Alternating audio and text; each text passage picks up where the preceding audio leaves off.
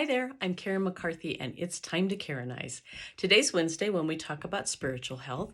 I want to take a second to thank my subscribers. When you share, subscribe, comment, give me these things, it all helps to grow the channel and get the message that God's giving me out to more people. So I love it when you do that. And if you haven't subscribed, I would love it if you would, and share this to people that you think would enjoy it. So today I'm going to talk about a devotional that I got from Greg Laurie. I think it's just called Greg Laurie. Let me look here. Harvest Daily Greg Laurie devotions. If you like to get email devotions, these are great. And he's talking in this one about, in Luke 9, Jesus has some guys come to him and they say, "Oh Lord, I want to follow you." And to one of the guys, he says, "Follow me." And the guy says, "Well, but first, let me go bury my father." And we would think in our society these days, well, his dad must have just died. He wants to go get the funeral done and all that, and then he'll follow Jesus. But in reality, and this is why it's so important to kind of understand the context of the Bible in that society at that time. And sometimes that's a little hard to find, but you can do it if you really do search things and look for things.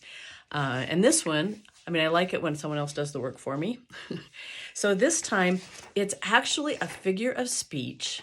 Let me go and bury my father is kind of a figure of speech because in that culture, the son was supposed to help his father in the family business until the father died and the inheritance was distributed to everyone. I mean, we know the prodigal son story where it was distributed ahead of time because the youngest son wanted to do his thing and it was all distributed. So anyway, what the guy is saying, and Greg says, it sounds like he's making excuses.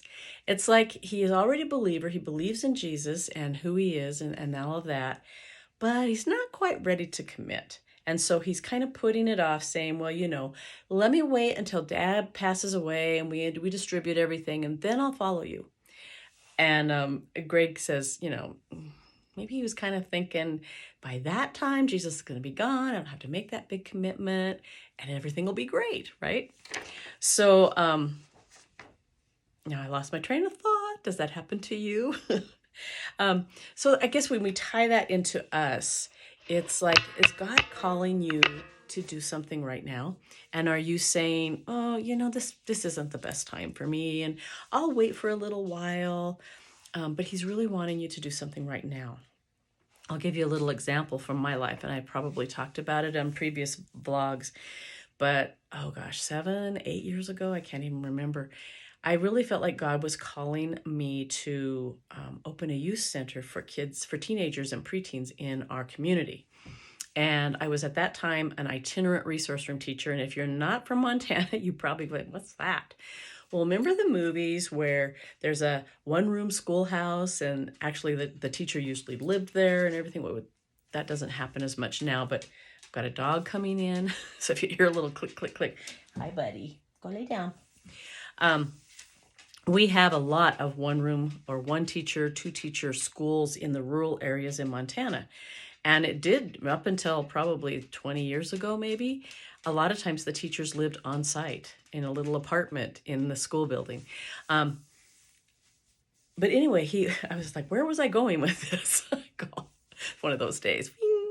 God was calling me and I was like, okay, so, I'll be retiring in 6 or 7 years. That'd be a great thing to do in retirement. And the more I prayed, the more I was aware that, nope, it's now. It's either got to happen now or it's not going to happen. And you got to do it or it's not going to happen. It's kind of the message I was getting.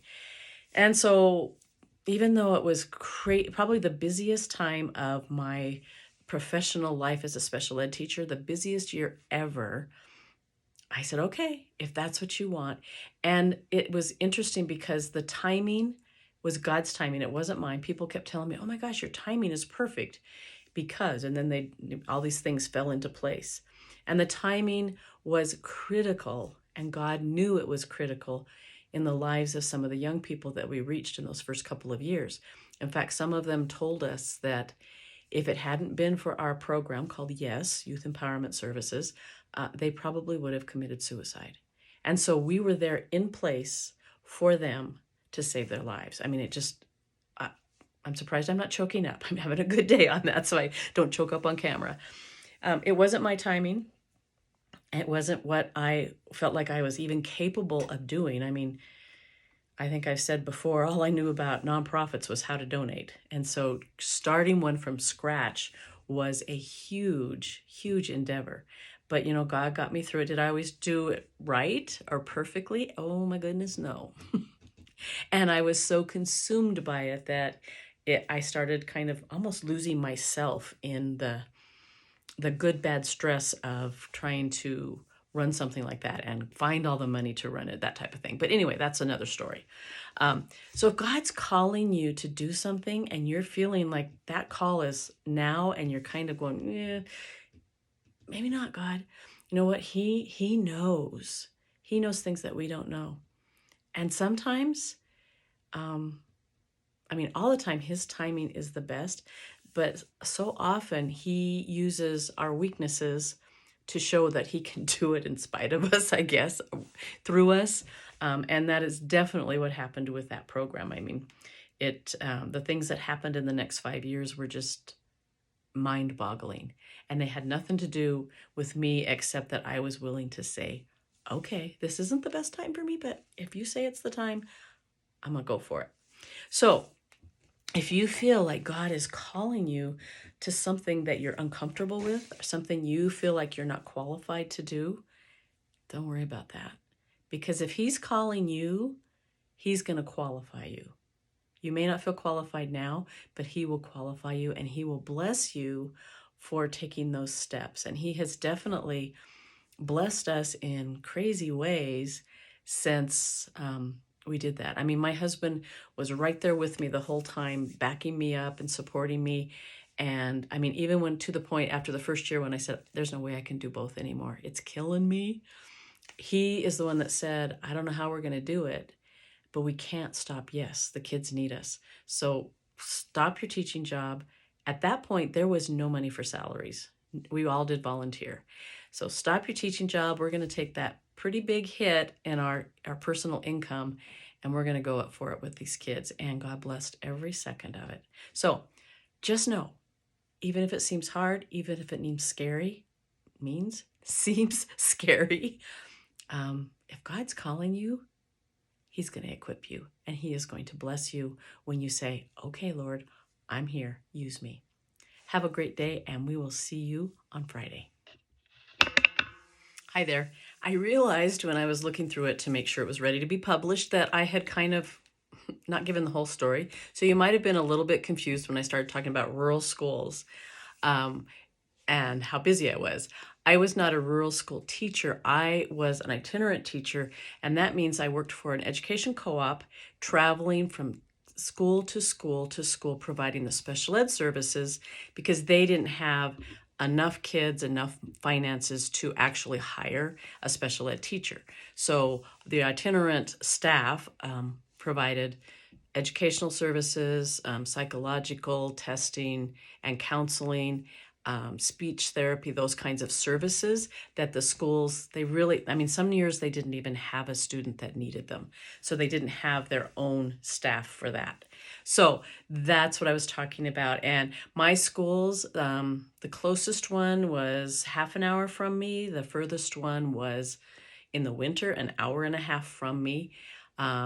Our meetings with parents were usually after school because that's the only time the teachers could get away to do it. So I had some very, very long days. And that year, I had more of those after school meetings than I had ever had before. So my weeks were 14-hour days sometimes before I got home. And in the winter, traveling through storms and icy roads and all of that, the days were super long. So anyway, that's what I was talking about when I was like, God, this isn't a great time for me because I'm super busy and really tired right now. But when you listen, the time was right. So anyway, just a little clarification there. Talk to you soon.